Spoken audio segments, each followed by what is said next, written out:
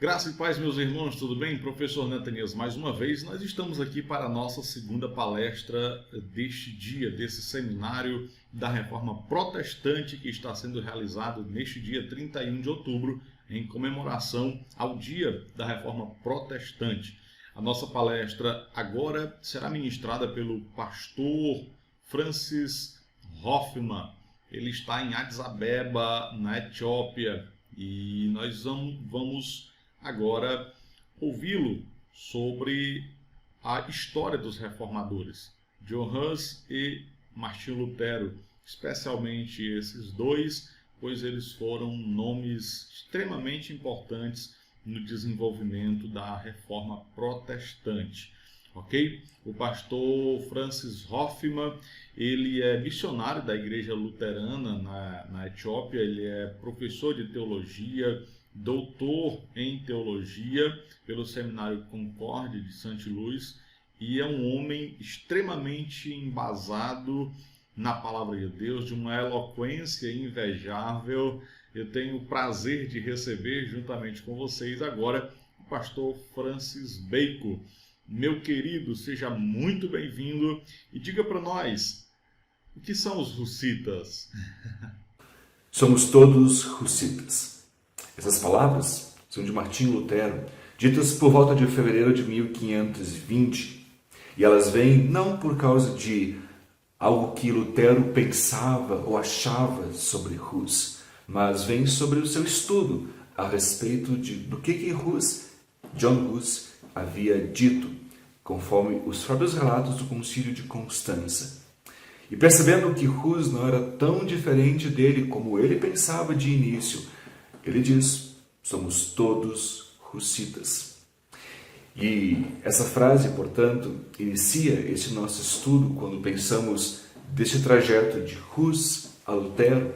Claro que é impossível abordar todos os pontos e pormenores, mas que colocam uma linha histórica sobre aquilo que Hus disse, sobre aquilo que Lutero havia dito, especialmente diante das necessidades de uma igreja que sofria e precisava de uma reforma. Eu sou o pastor Francis Dietrich Hoffman, eu sou pastor luterano, eu sou filiado e ordenado pela Igreja Evangélica Luterana do Brasil e sou enviado por essa igreja, também pela Igreja Irmã dos Estados Unidos, para o trabalho missionário aqui em Addis Abeba, na Etiópia, onde atuo como professor no Mekane Yesus Seminary e tenho o privilégio de dar aula de Bíblia e de História aqui neste seminário, também tratando sobre o tema de Teologia no Departamento de Sistemática, podendo falar, portanto, sobre assuntos muito importantes e relevantes para todos os cristãos, mas é claro, de modo bem especial àqueles de tradição protestante. Mas digo todos os cristãos porque todos nós cristãos precisamos pensar e refletir sobre a reforma, sobre o seu significado, sobre o seu valor e especialmente sobre aquilo que levou à reforma. E um dos fatores fundamentais para pensarmos sobre a reforma é o clamor de várias pessoas que veem uma igreja sofrendo e que, portanto, precisava de uma resposta, precisava de um cuidado, de um carinho. Especialmente se você fala da reforma ou conecta a reforma ao ano de 1517, você terá que perceber uma preocupação pastoral de Lutero, pois o que reflete as 95 teses, ou que refletem as 95 teses, são a preocupação pastoral que Lutero tinha pelo seu povo. E aqui vai um parênteses bastante importante para entender tanto o que antecede a reforma como também o que sucede à reforma. A Igreja Católica até hoje sustenta os 7 sacramentos. Dentre estes 7 sacramentos, encontramos o sacramento da penitência. E o fazer penitência não é somente ir ao confessionário e tudo resolvido. Na verdade, ele é um sacramento e ele tem vários pormenores. E dentre esses pormenores está sim a pessoa confessar os seus pecados ao padre. Esperava-se que fizesse uma lista completa, que confessasse ou verbalizasse todos os pecados, fazendo uma lista desses pecados. E após ouvir então a confissão de pecados do fiel, o padre então daria uma uma compensação pelos pecados, ou uma penitência que deveria ser paga, portanto. Poderiam ser diversas, né? Como, por exemplo, hoje ainda é comum vermos pessoas dizendo, estou pagando penitência, fazendo 10 Pai Nossos, ou 20 Ave Marias, ou etc. Enfim, esse tipo de compensação. Mas também era muitas vezes possível o padre dizer, olha, para compensar o seu pecado, se você roubou, então você deverá devolver o dobro para aquela pessoa que você roubou, ou se você ofendeu os seus pais, então você terá que reparar este seu dano, honrando-lhes, fazendo alguma coisa para demonstrar o seu zelo e o seu cuidado para com os seus pais. Então, essa parte da compensação.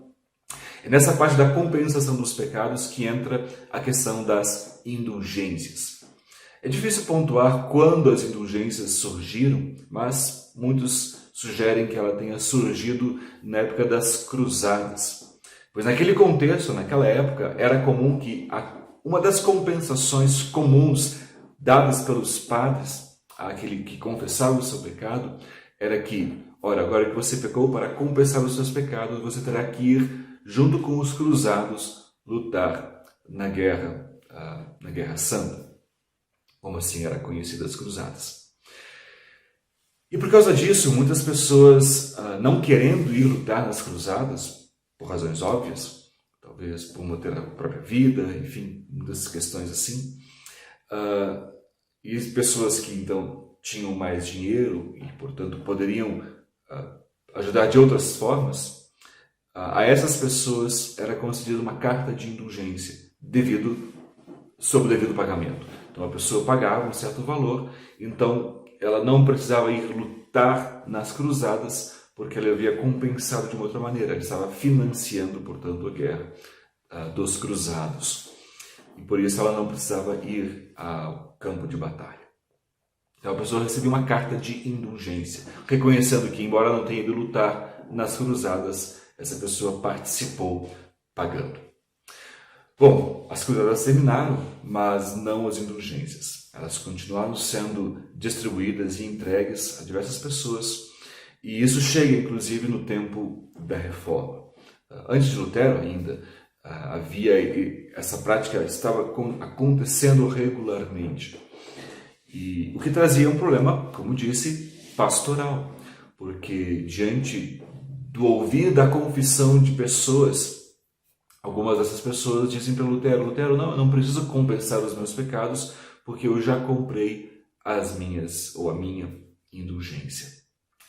A consequência é óbvia e clara, né? Muitas pessoas agora, ao invés de compensar os seus pecados, viverem de modo cristão, de modo digno do seu chamado, agora então, por causa de um pedaço de papel, poderia dizer, não, eu não preciso fazer este bem que você me disse que eu devo fazer, porque eu já tenho minha carta de indulgência.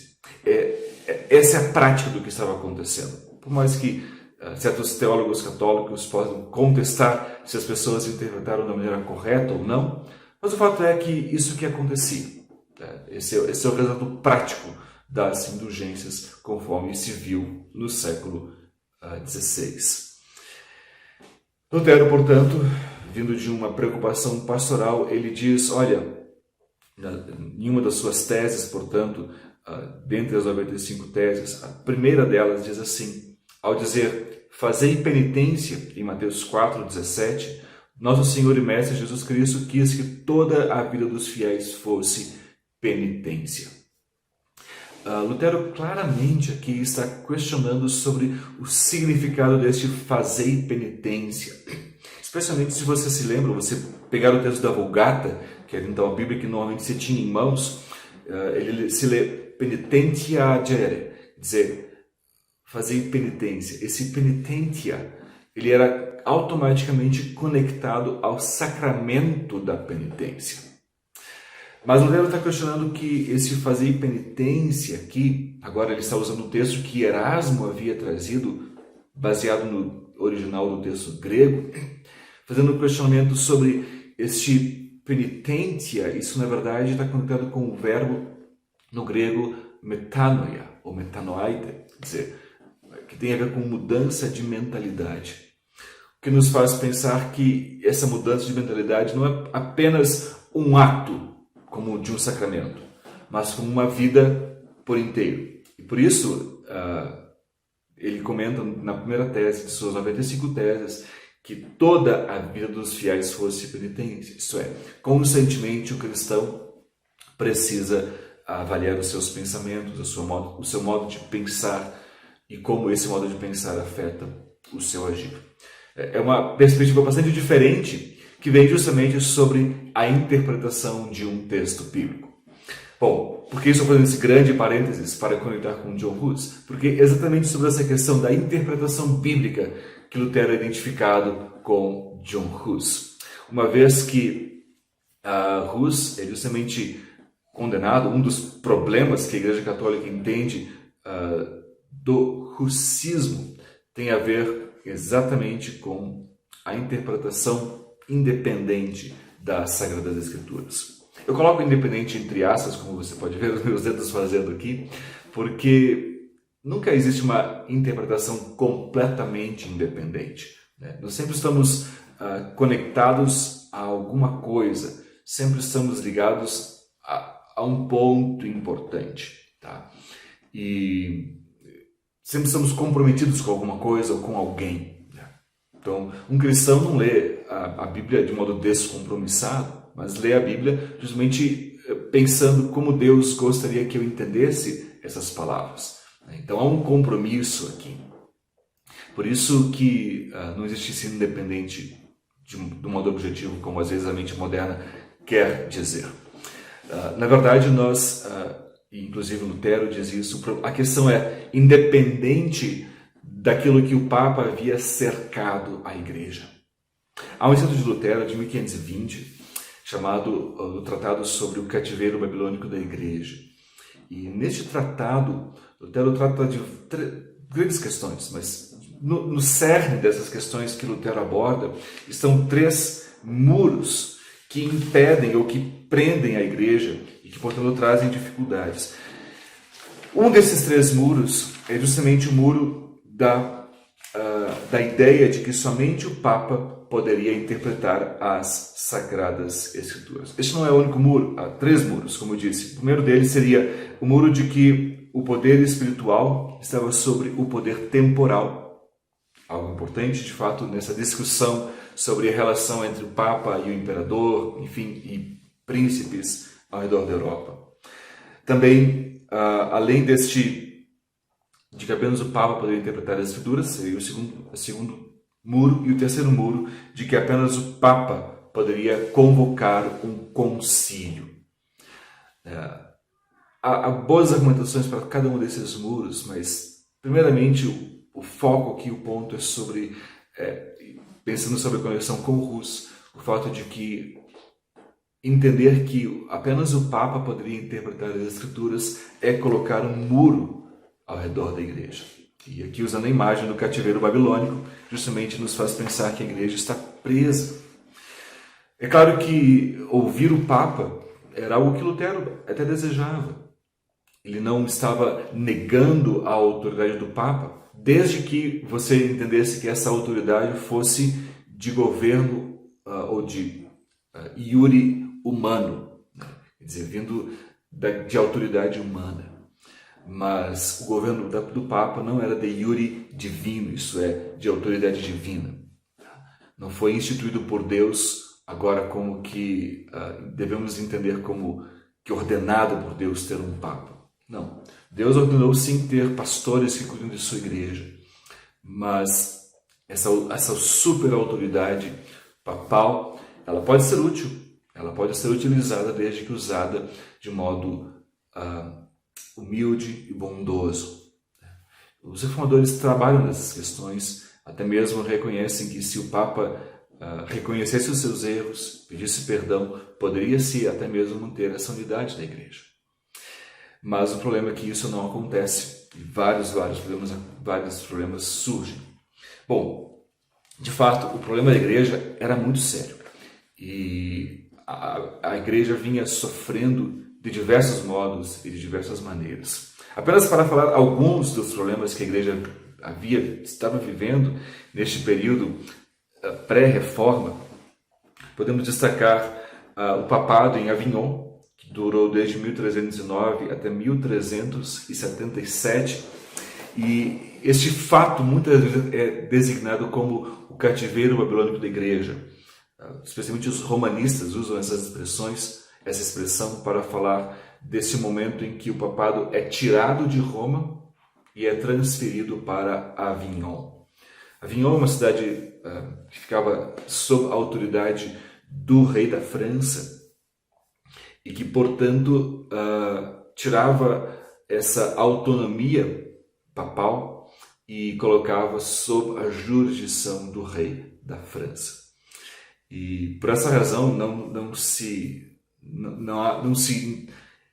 gosta disso, né? Mas há um peso muito forte, porque então, claro que os lados de Roma não aceitam isso, né? Logo você teria dois papas, um papa em Avignon e outro papa em Roma, o que coloca duas sedes papais.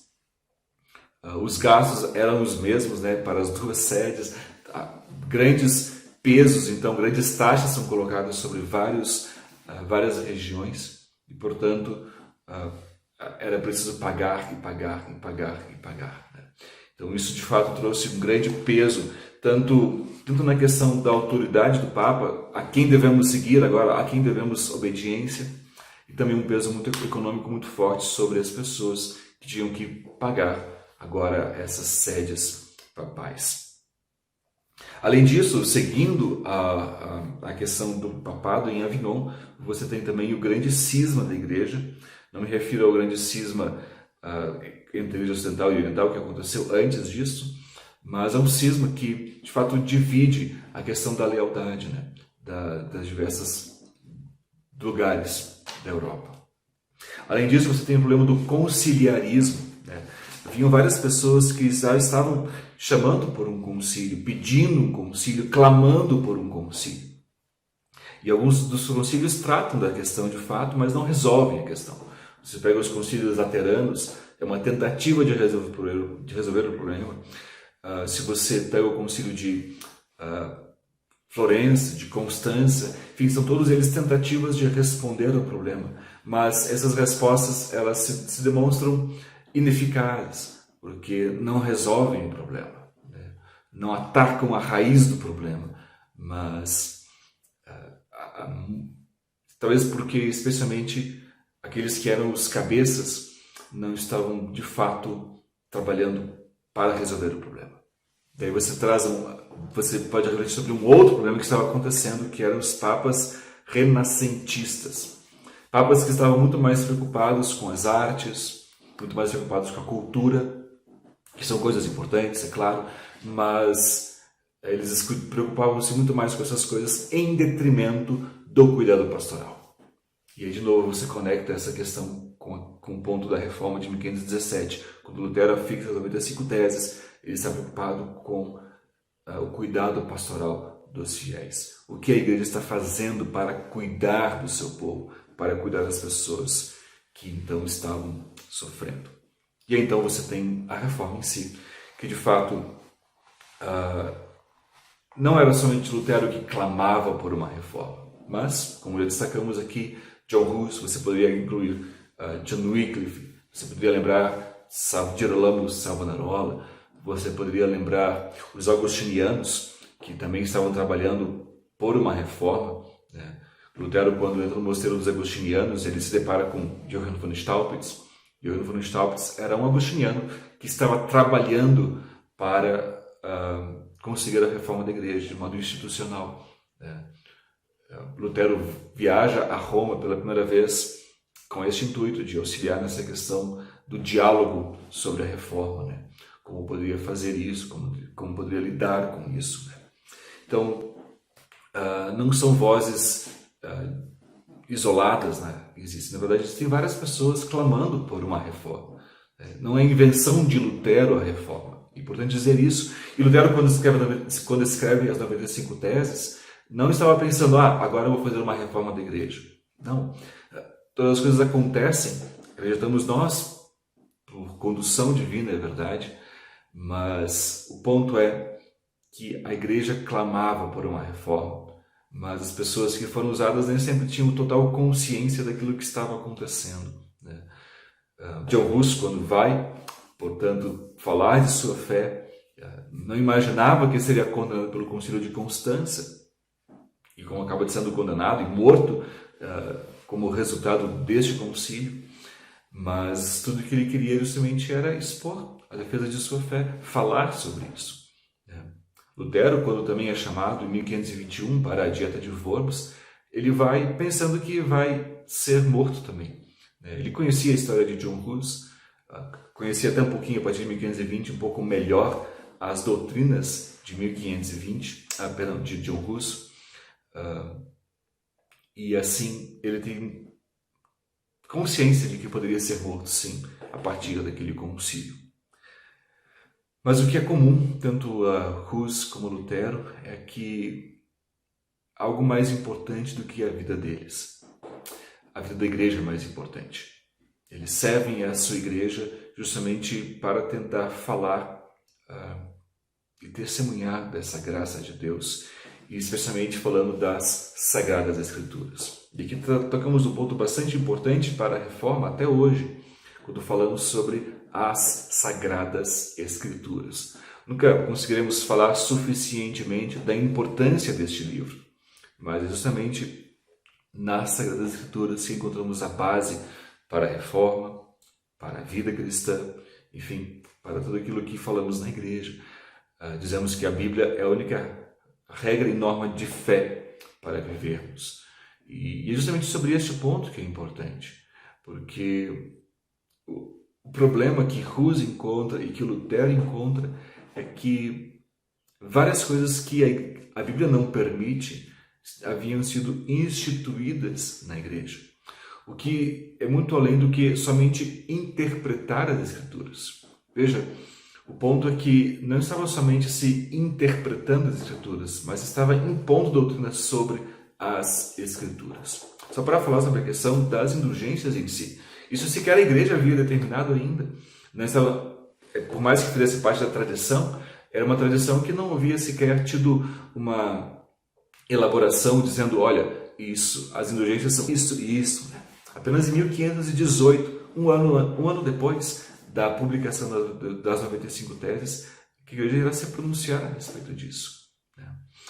Então, olhar para todas essas problemáticas nos faz compreender todas as questões que, pelo menos algumas das questões que Lutero também encontrou no seu próprio tempo.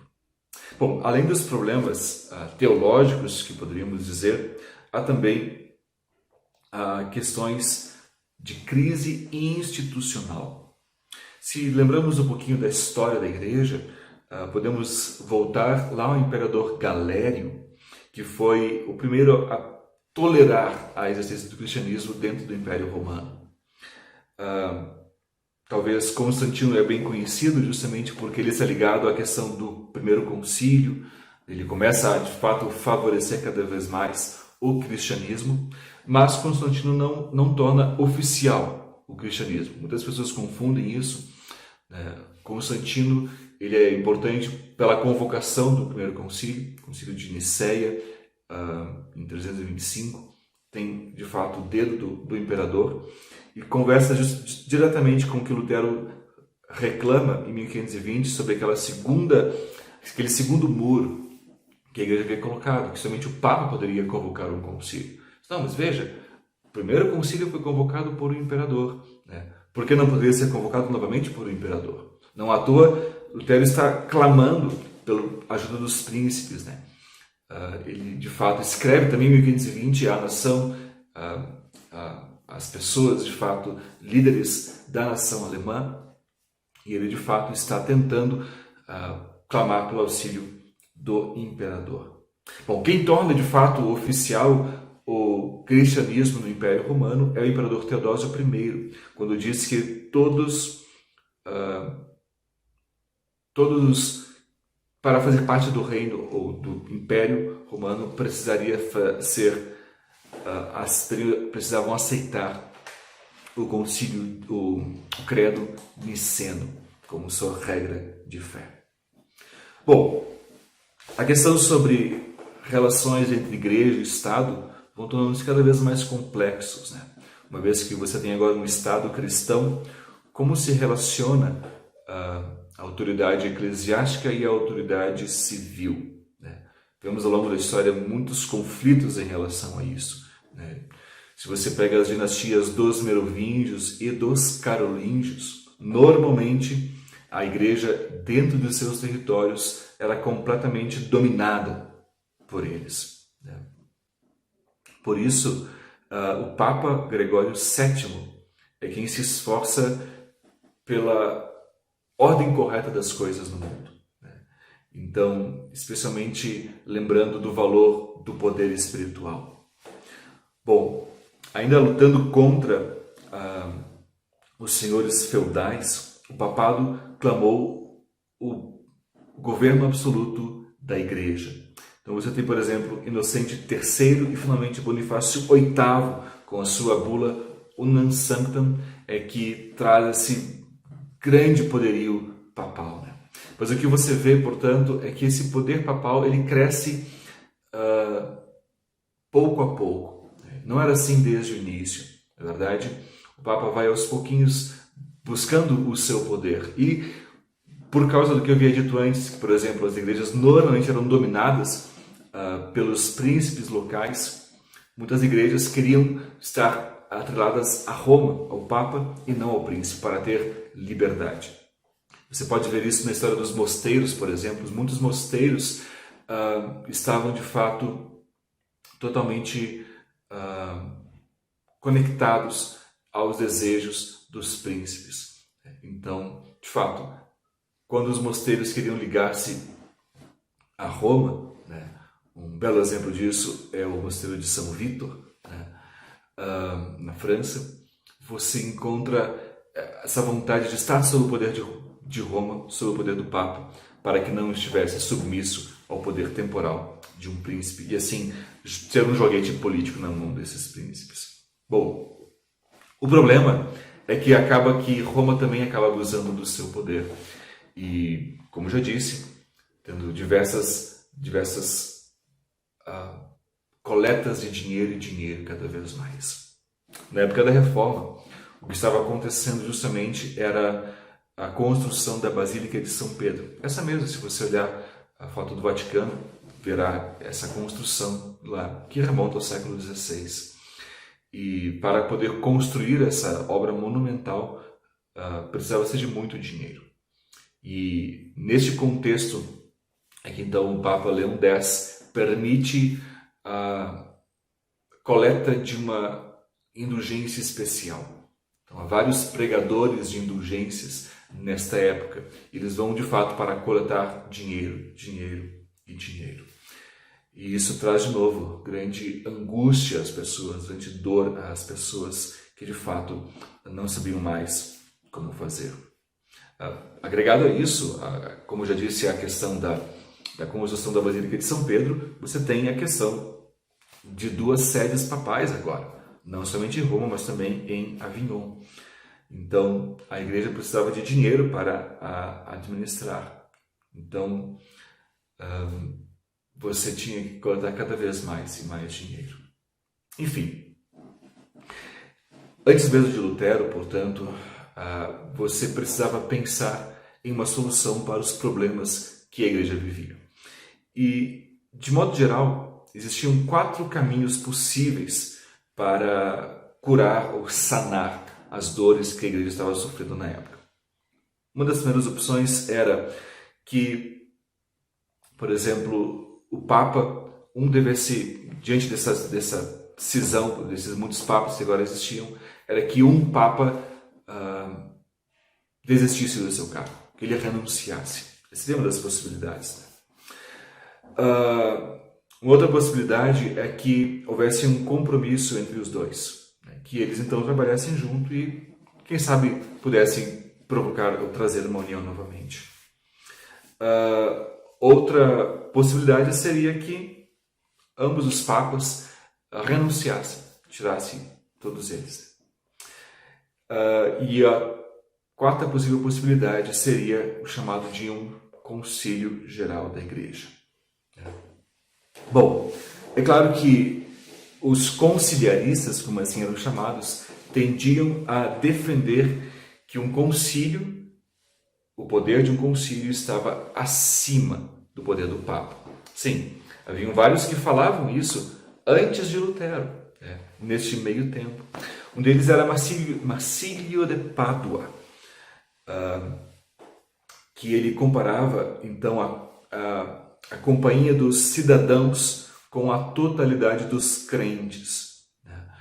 Ele tentava argumentar nesse sentido de que, assim como numa sociedade civil as pessoas então aclamavam o seu príncipe, o seu rei, assim também era no início, quando os crentes aclamavam o Papa. Então a autoridade emanava dessa voz do povo, que então juntava-se, então escolhia o seu Papa. Por isso, esse aclamar estava sobre o poder papal, o concílio estava sobre o poder papal. O outro nome bastante interessante é William de Ockham. Ockham, que justamente ele é bastante conhecido, especialmente nesse meio mais escolástico, e ele protestava em favor de uma pobreza evangélica. Ele sim falava expressamente desse aclamar viva voce, quer dizer, não somente um concílio reunido, mas essa voz do povo que era levantada e, portanto, chamava e aclamava o Papa. Outro nome que já citei aqui, mas também é importante, é o nome de John Wycliffe, que ele falava de um senhorio divino, é a base para qualquer senhorio sobre a criatura ou sobre a criação. O Papa, portanto, ele tinha apenas o ofício espiritual, baseado em sua reforma nas Escrituras. Depois seriam eles os Lollardos, que também seriam bastante importantes nesse meio entre John Hus e Lutero, como eles iriam receber essas questões também. Bom, quando ainda olhamos para os esforços de reformar a Igreja, também, como já mencionei brevemente antes, os concílios são importantíssimos.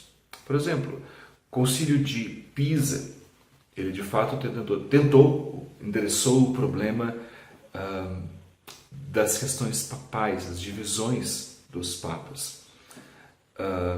Isso acontece em 1409, então um pouquinho antes, um pouco mais de 100 anos antes da Reforma. O problema é que ali, em 1409, no Concílio de Pisa, o resultado para se tentar acabar com a divisão, esses dois papas que existiam em Avignon e em Roma, ele cria um outro problema, porque por mais que o concílio tenha declarado que os dois papas, tanto de Roma e de Avignon, não eram mais papas, e declararam um terceiro papa, nenhum deles aceitou. Então você tinha agora, na verdade, 3 papas. Um deles era o Papa Benedito XIII, em Avignon, o Papa Gregório XII, em Roma, e o Papa Alexandre V, que foi eleito, então, no Concílio de Pisa. Então, esse é só um dos exemplos para mostrar que, de fato, os concílios tentaram resolver os problemas, e que esse problema é institucional, mas pense só como isso vai causar um problema. Eu falei o problema financeiro que isso causa, por exemplo, ter 2 papas, mas pense só na cabeça das pessoas, como dizendo, olha, você de repente tem uma cabeça da igreja, mas agora de repente você vê a cabeça ou a igreja com 3 cabeças. Como assim? Como isso é possível? Então, veja como isso de fato traz um dano muito sério e nos faz pensar bastante sobre, afinal de contas, quem é o Papa e qual é a autoridade que ele tem. E isso, de novo, olhando nesse contexto, faz muito mais sentido o que Lutero está dizendo, o próprio John Hus está dizendo, como é que eu vou depender do Papa para interpretar as Sagradas Escrituras se eu nem sei quem é o Papa, se eu nem sei a quem devo obediência. Então, por isso, e nos faz lembrar que isso é muito mais uma discussão humana, questões políticas humanas, não uma questão de autoridade divina. Quer dizer, o Papa não vem ou não é estabelecido por uma autoridade divina. Por mais que possa ser bom, de fato, ter uma liderança, ter alguém que vá conduzir a igreja, desde que essa liderança seja fiel às Sagradas Escrituras. Bom, outro concílio que já mencionei também, que acontece em Constança, especialmente aqui me referindo a novembro de 1414, ele convocou sobre ou sob a influência do imperador Sigismundo. Embora ele em si não tenha sido o proclamador ou o convocador, mas o imperador Sigismundo é quem de fato está influenciando para que ele aconteça. Nós vamos lembrar sobre essa questão de novo, de que os imperadores têm uma função, ou o governo temporal também tem o interesse em cuidar das questões espirituais. É claro que talvez esse é um ponto bastante importante para que não confundamos. Não quero confundir aqui religião e política, até mesmo porque na tradição luterana há um cuidado muito grande com relação a isso. Tá? Mas é claro que um se interessa com o outro. É claro que um quer o bem do outro. O problema surge quando um quer comandar o outro. Aí que surge o problema de fato. E temos que lembrar que são poderes independentes, são realidades distintas, tá? Embora convivam em um mesmo espaço, ou no mesmo tempo. Né? Então, podemos dizer que temos a igreja no Brasil, mas a igreja não é o Brasil. Né? Assim como também o Brasil, ou no Brasil tem cristãos, mas o Brasil não é a igreja cristã. Então você tem uma diferença, você tem uma distinção entre as duas coisas, de tempo e espaço, que são importantes de serem distinguidos. Tá? Mas é verdade que um se interessa pelo outro no sentido de um querer o bem do outro, um querer a paz para o outro. Por isso que a igreja ora pelos seus governantes, sejam eles quem forem. Assim como também o governo, pelo menos em princípio, permite e estabelece a possibilidade para que a igreja tenha a sua reunião, os seus encontros também. Tá? Bom, o fato é que então no Concílio de Constância, esses 3 papas então agora foram depostos. Os 3 papas são depostos. De novo, demonstrando que o concílio pode depor um papa, ou 3 papas. Nos mostrando a importância de um concílio para resolver os problemas que a igreja tinha. Como de fato o Papa não consegue resolver todas as coisas sozinho. Essa é a grande mensagem que o Concílio de Constância nos está passando aqui. De fato era necessário. E 2 decretos são estabelecidos. Uma é que é sacrossanta, quer dizer, que o Concílio Geral deriva sua autoridade de Cristo, o qual é a verdadeira cabeça da igreja. Tá? Isso é o Concílio de Constância falando. Tá? Que um concílio deriva sua autoridade de Cristo e que Cristo é o verdadeiro cabeça ou a verdadeira cabeça da igreja. Tá? E além disso, há um chamado por algo mais frequente, isso é, que concílios deveriam acontecer mais regularmente. Isso é especialmente importante para se lembrar quando Lutero clama por um concílio. Ele não faz isso do nada, né? Mas justamente ele está lembrando algo que o Concílio de Constância mesmo havia determinado e que de repente havia sido esquecido. E isso nos demonstra de novo como às vezes a memória torna-se seletiva.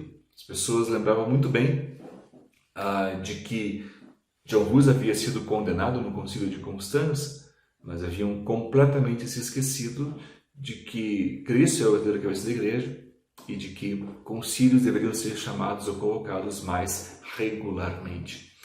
Então, enfim, o problema é que concílios posteriores iriam dizer que aquele que clama por um concílio é um herege. Então, quando Lutero clama por um concílio, as pessoas o chamam de herege, né? Mas como assim? Não é à toa que Lutero diz, olha, veja, papas se contradisseram muitas vezes, agora os concílios estão se contradizendo também, porque cada um afirma uma coisa diferente. Quer dizer, quem é que vai nos conduzir? Se vamos nos conduzir pelo Papa, vamos ficar confusos. Se vamos nos conduzir pelos concílios, vamos ficar confusos também. Então, quem é que nos estabelece a única regra e norma de fé? As Sagradas Escrituras. Sempre voltarmos para ela. É ali que nós temos de fato a base para a nossa fé. É claro, temos o problema com relação à interpretação, ainda assim, é algo bastante complexo. Tá? Mas, de novo, é preciso tomar como princípio as Sagradas Escrituras. Teologicamente falando, nós diferenciamos 2 coisas. Existe a norma normans e a norma normata. A norma normans, quer dizer, é aquela que estabelece a norma, né? Quem é que estabelece normas? Bom, as Escrituras. E o que é a norma normata? Bom, são as doutrinas que derivam dessa Escritura. Tá? Então, você pode comparar, por exemplo, um trabalho de sistemática com as próprias Escrituras. As Escrituras são as normas. Ela que estabelece a regra de fé, a doutrina. Agora, você tem a norma normata, quer dizer, a partir dessas Escrituras, você também tem uma interpretação que é importante, mas ela é sempre dependente dessa norma das Escrituras. Então, nenhuma doutrina deve derivar fora das Escrituras, ou nunca deve ir contra as Sagradas Escrituras. É sempre importante lembrar disso, né? Bom, esse cuidado que é preciso tomar e sempre ter, de fato. Bom, falando um pouquinho mais sobre a questão do Espírito, então, antes ainda da Reforma, podemos dizer que haviam vários espíritos em crise.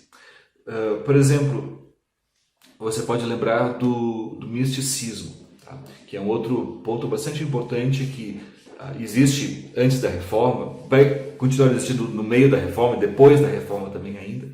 E o próprio termo misticismo é difícil de definir, porque ele é muito pessoal.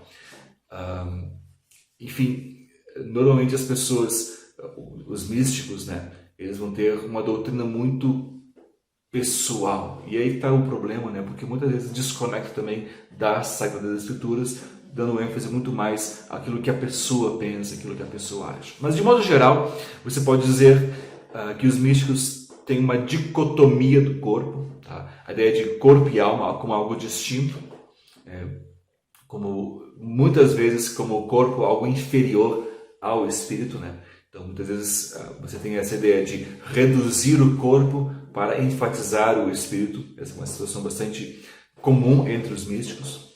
Normalmente os místicos são perfeccionistas, eles não admitem um louvor mais ou menos bom para Deus, ele precisa ser perfeito, por exemplo. Né? Um serviço tem que ser perfeito ao extremo. Né?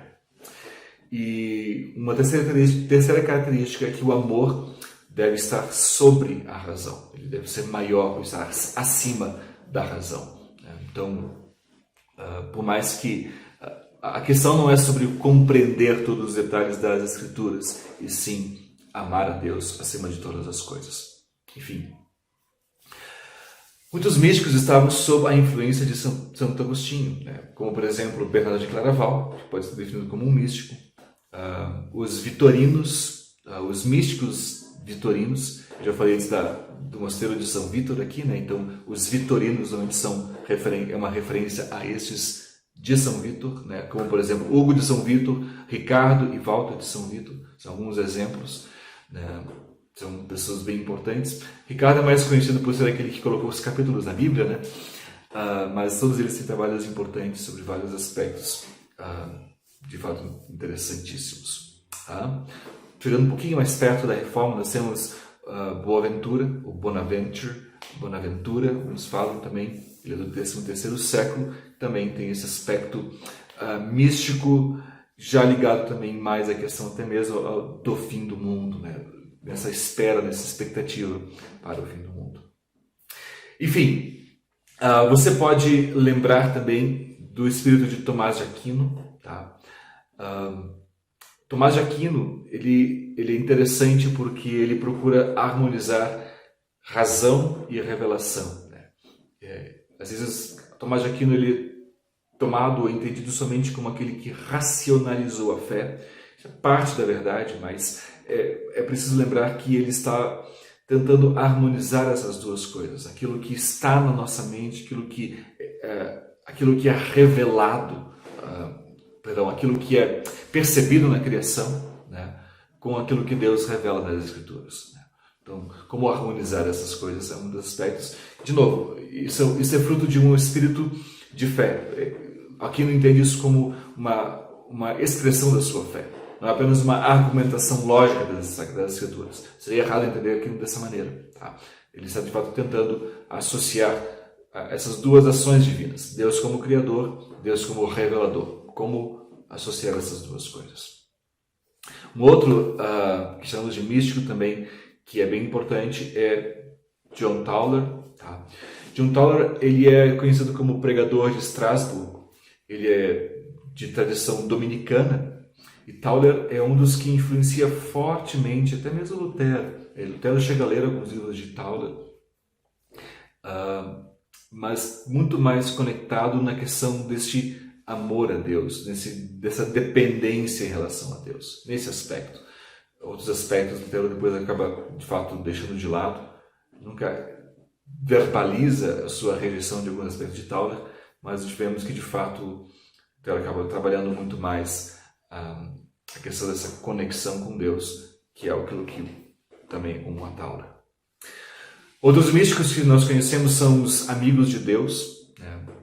Uma ordem que também trabalhava nessa questão sobre estar próximo de Deus, né? Então, não apenas racional, mas também lidando com o amor. Outros são os irmãos da vida comum, também conectados ou conhecidos como relacionados à devotio moderna, né? Você tem uma distinção entre a devotio antiga e a devotio moderna. A devotio moderna ela é um pouco mais individualista, com foco na pessoa, né? A questão da fé individual, do louvor pessoal, enfim, esses aspectos, né?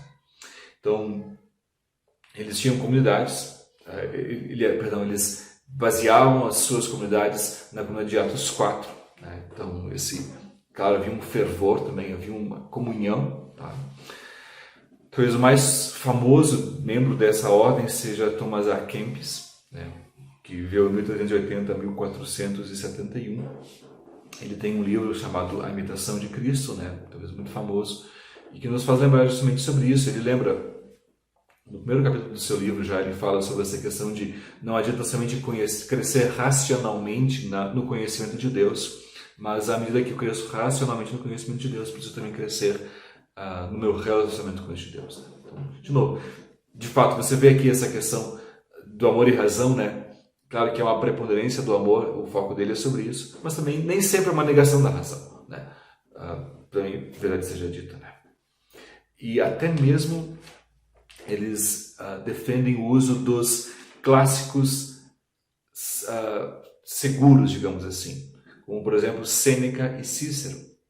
Então eles começam de fato até mesmo a usar essa designação, ou trazer, o que especialmente nos faz lembrar sobre um outro movimento que está acontecendo aqui, que também está neste meio entre John Hus e Lutero, que é a Renascença. A Renascença começa literalmente com Petrarca na Itália, e tem muito esse aspecto do voltar às fontes, né? Trazer de novo aquilo que é original, ou a verdade clássica, né? Então, você tinha uma noção de que alguns clássicos eram seguros de serem usados aqui. Então, até mesmo místicos reconheciam isso e usavam Sêneca e Cícero, que eram grandes oradores de sua época. E nos faz lembrar que a verdade é importante, sim, né? Mas como eu expresso a verdade também é importante. Então, na retórica, ou no discurso da fala, ou na teoria da fala, ou na teoria do discurso, você lembra da importância não somente do conteúdo, né, da dialética, né, mas também da oratória, da retórica, de como esse conteúdo é expresso, né? Então, não basta somente ter a verdade em si, mas é importante que a verdade seja dita como verdade, expressa dessa maneira, né? Enfim, um outro movimento importante que acontece, ele é anterior até mesmo Hus e Lutero, mas continua com alguma força em suas épocas, na época de Hus e Lutero, é o próprio escolasticismo, né? Alguns nomes famosos do escolasticismo são o próprio Tomás de Aquino, você pode lembrar de Abelardo, você pode lembrar de Anselmo de Cantuária, e você pode lembrar de William de Ockham, né? William de Ockham é associado com o nominalismo, né?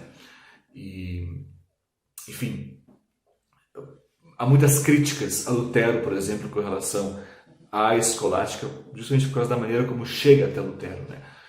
Quase que tentando reduzir Deus àquilo que nós falamos ou àquilo que nós entendemos com a nossa razão, né? Então, Lutero, quando a razão cumpre essa função de restringir Deus, ele vai dizer que a razão é como uma prostituta. Quer dizer, ela não age bem e não está fazendo a sua função. Ele está sendo abusado, digamos assim. Agora, quando a razão é usada para a glória de Deus, para a compreensão das Sagradas Escrituras, bom, aí sim a razão está sendo bem utilizada e então deve ser louvada como uma criação de Deus, como de fato é. Enfim. Além disso, há várias religiões populares, né? Pessoas que de fato estão tentando demonstrar a sua fé da maneira como era possível, né? Se de repente a cabeça da igreja está dividida, se de repente, a visão do Papa, pelo menos, como se tinha essa visão, se a igreja não sabe que rumo tomar, bom, então algumas pessoas acabam fazendo a sua própria religião e vivendo ela como achavam correto, como poderiam ser, né? Você tem o exemplo dos Lollardos, né, que já estavam tentando, de alguma maneira, seguir os ensinos de John Wycliffe, e assim, com pregadores leigos, né, realizando o trabalho como eles achavam que era o mais correto, né? Então, os Lollardos até chegam a ter uma rejeição em relação ao ofício pastoral ordenado, né, e defendendo muito mais o ministério leigo, né, que os leigos então deveriam fazer o seu trabalho. Bom, talvez esse é um outro extremo, né? Na verdade, um erro não nos deve levar a outro, mas devemos sempre pensar de modo pacífico e bondoso da importância dos leigos, sim, assim como da importância dos ministros, dos pastores, né? E como isso pode ser realizado de um modo justo e digno, né? Por isso é sempre importante o diálogo entre o pastor e leigos, sempre o pastor e a sua igreja, entre a sua liderança, não um tentando estar acima do outro, mas um servindo ao outro, em serviço, né? Olhando para como Cristo agiu em relação à sua igreja, com humildade, e ele sim, podendo fazer tudo o que quisesse e bem entendesse, porque ele, sendo Deus, poderia fazer tudo o que desejasse. Mas Cristo, ele sendo Deus, né, não usurpou ser igual a Deus, mas antes a si mesmo se humilhou e assumiu a forma de servo, como diz Filipenses 2, no cristológico que lá está. Enfim, essas são, portanto, questões importantíssimas de serem lembradas de como as coisas estavam acontecendo. Mas, enfim, temos ainda 10 minutos, talvez, dessa nossa aula ainda, e apenas gostaria de dar um pouquinho mais de ênfase à importância da renascença para aquilo que estava acontecendo para a Reforma. Porque, de novo, é um evento que está entre Hus e Lutero, e que é importantíssimo. Quando a Renascença defende o retorno às fontes, e de fato há uma busca agora por essas fontes, há uma busca para que o texto original seja restabelecido. Uma das coisas que a igreja se depara é com o texto hebraico, por exemplo. Tá? O texto hebraico ele havia sido rejeitado pela igreja por muito tempo, quase toda a Idade Média. O texto hebraico é visto como algo enganoso até, porque a igreja percebia que muitos judeus enganavam eles, né? Alguns erros, coloco de novo erros da Vulgata, são atribuídos a isto, né? Que Jerônimo não teria errado em sua tradução, mas sim teria sido enganado pelos judeus em alguns erros que estão na Vulgata. Para dar um exemplo, quando Moisés desce do monte, sabemos na tradução que ele tinha o seu rosto resplandecente, né? Mas a Vulgata acaba traduzindo que o rosto de Moisés, a cabeça de Moisés, tinha chifres, né? E por isso que você vê algumas descrições, algumas pinturas de Moisés com chifres na cabeça, né? Como na Capela Sistina você pode ver, Moisés tem chifres na cabeça. Por que isso, né? Bom, por causa desse erro da tradução da Vulgata, né? Que em vez de dizer que o seu rosto estava iluminado, diz que a sua cabeça estava chifruda, certo? Tinha chifres em sua cabeça. Bom, esse é um erro de tradução e que a igreja atribuía em grande parte aos judeus que haviam enganado os cristãos. Enfim, nem sempre estavam conscientes disso, né? Mas, enfim, os judeus eram vistos com muita desconfiança pelos cristãos. Então, quando de repente, agora os reformadores lidam com o texto hebraico, o que vamos fazer com isso? Um grande defensor do uso do texto hebraico era Reuchlin. Reuchlin, até mesmo associado com Melanchthon, que é um dos reformadores de Wittenberg, que vão trabalhar com Lutero, ele era um grande defensor do uso do texto hebraico, lembrando que, de fato, era necessário retornar às fontes, inclusive no texto hebraico, né?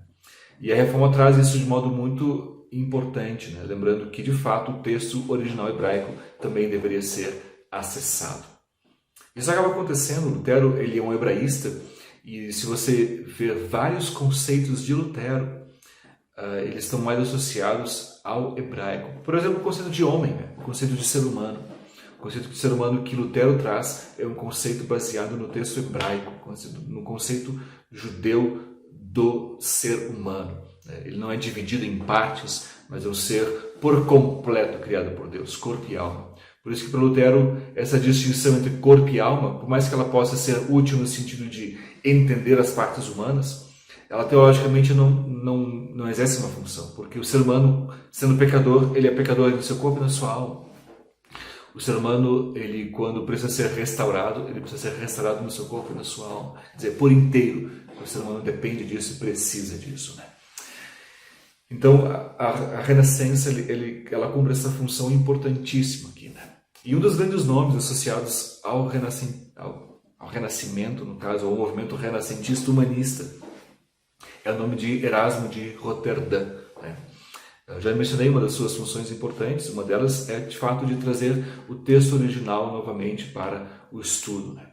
Ele, de fato, recupera manuscritos originais, e o texto que ele traz é conhecido como Textus Receptus. E, de fato, por causa desse texto que Erasmo recupera, os reformadores poderiam agora começar a consultar o texto no original. Ele não era o único que estava trabalhando com isso. Se você olhar para a Espanha, você tem o bispo Ximenes de Cisneros, que está trabalhando na Universidade de Alcalá, que também estava trabalhando nessa recuperação do texto original bíblico, né, o que também torna-se bastante importante. Isso traz uma tradição, portanto, de estudo do texto no original, né, que acontece aí na época da Reforma. Você vê que não somente reformadores estão preocupados com isso, né? Mesmo pessoas que permanecem fiéis à Igreja Católica também estão preocupados com o texto no original. Mas é claro, a maneira de lidar com esse texto é bastante diferente, né? O próprio Lutero, que no início pensava-se associado ao movimento renascentista humanista, percebe-se depois que não era exatamente isso que ele estava fazendo, porque o renascentismo estava mais preocupado com a reforma na sociedade, com a reforma civil, mas se isso resultasse na quebra com Roma, então eles não queriam ir mais além. De fato, Lutero acaba quebrando com Roma, não por sua própria vontade, mas porque Roma se desejou. Acabou declarando-o como herege, assim como fez com John Hus. Enfim, vários outros também acabaram sendo condenados. Há vários hereges que estão sendo declarados no contexto da Reforma. Tudo porque, de fato, a Igreja Católica estava tentando manter essas pessoas no seu cercado. Mas o grande problema, de novo, não foi atacado. O problema é sobre a questão do ensino. Isso só será trabalhado mesmo a partir de 1545, 46, com o Concílio de Trento, em que então a Igreja começa a perceber a importância da educação, de se ensinar as pessoas. Mas naquele momento, então, o cisma já havia acontecido, ou a quebra já havia acontecido. Não defino Lutero como cismático. Até mesmo ele, quando é acusado por John Eck em 1519, no debate de Leipzig, de hussita, Lutero, a primeira coisa que diz: olha, não, eu não sou hussita, porque eu não sou cismático, eu não quero quebrar com a igreja, eu quero continuar sendo fiel a ela, eu quero servir a minha igreja, o que eu quero fazer é uma reforma e não criar uma nova igreja. Mas o cisma torna-se inevitável por parte da própria igreja, que acaba não entendendo muitas das questões e que acaba, de fato, expulsando Lutero dos seus domínios. Depois, mais adiante, a própria Igreja Católica reconhecerá que as pessoas que ela endereçou para tratar, como Eck e Aleander, não foram as melhores pessoas para tratarem do problema. Mas a questão é que já havia acontecido, a igreja já havia sido quebrada, né? Mas não por causa do que Lutero havia dito. Tudo que ele queria era que mostrasse pelas escrituras que ele tinha errado, né? Em 1521, Lutero diz: olha, se me provarem pelas Escrituras e pela boa razão de que eu estou errado, eu de fato me retratarei. Mas ninguém pode fazer isso. Todos tentaram argumentar de diversas maneiras, sem sucesso. Isso nos faz lembrar de novo que as Escrituras continuam firmadas sobre Cristo, que é o cabeça da igreja, que é a pedra sobre a qual a igreja se sustenta. De novo, uma interpretação bíblica. Se pegamos o texto de Mateus 16, nos fazendo lembrar de que a rocha que sustenta a igreja não é o Papa, não é Pedro, mas sim o próprio Cristo. Teremos que o próprio Pedro reconheceu isso, porque Pedro, naquele mesmo contexto, por mais que tenha dado uma boa confissão de sua fé, também errou gravemente, assim como todo ser humano erra, exceto Cristo, que é perfeito. Então somente Cristo pode ser a pedra da igreja, porque somente Ele é perfeito. Somente Ele pode sustentar a igreja, somente Ele pode proteger a igreja das investidas do inferno, que de fato tentam derrubar os fiéis. Somente Cristo pode sustentar a igreja que clama e que pede ajuda. Somente Cristo pode de fato sustentar tudo aquilo que somos. Somente Cristo também pode nos dar as chaves para interpretar as Sagradas Escrituras. Por isso, ainda hoje, um ponto importantíssimo para nós reformadores é falar sobre a cristologia, tanto do Antigo Testamento como do Novo Testamento, como entendemos a Bíblia a partir deste princípio cristológico, porque não lemos a Bíblia de modo desinteressado, mas olhamos para a Bíblia nos perguntando, bom, eu como pecador, como me vejo aqui? Como percebo que de fato Deus condena o pecado e o pecador que eu sou?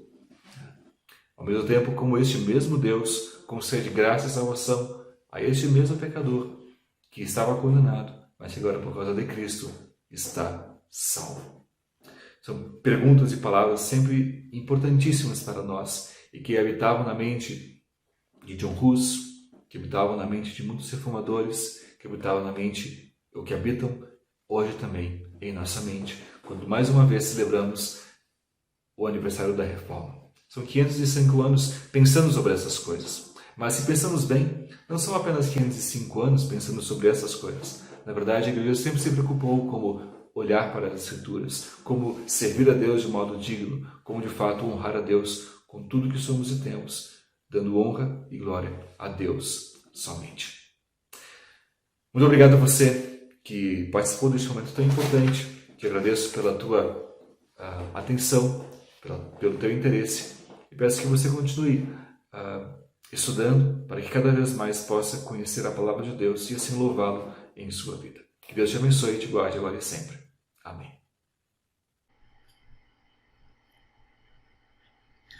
Muito bem, você acabou de ouvir aí a palestra do nosso querido professor Francis Bacon, pastor, teólogo, um homem fundamentado na palavra de Deus, que transmite para nós esse conteúdo com uma extrema naturalidade. É muito bom ouvi-lo.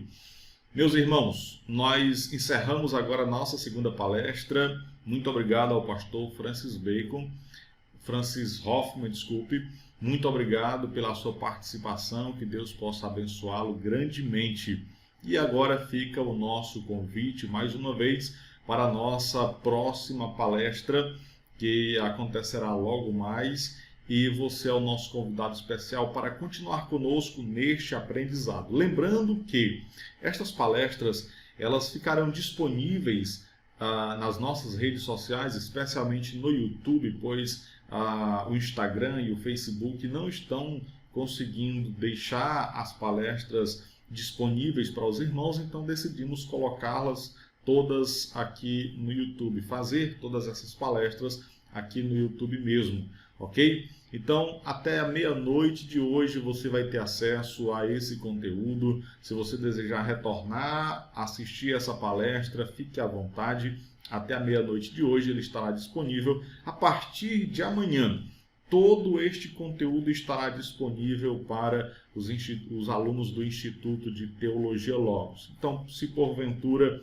você ainda não é aluno do Instituto de Teologia Logos, eu gostaria de lhe fazer um convite muito especial. Inscreva-se em nossos cursos, venha conosco aprender da palavra do Senhor.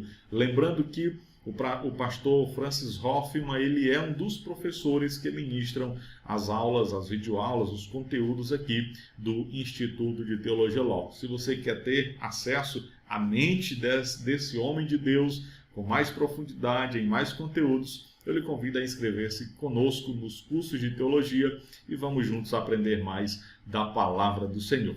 Deus abençoe e fica na paz até a nossa próxima palestra. Logo mais estaremos juntos novamente, continuando esse nosso projeto do Seminário da Reforma Protestante. Deus abençoe.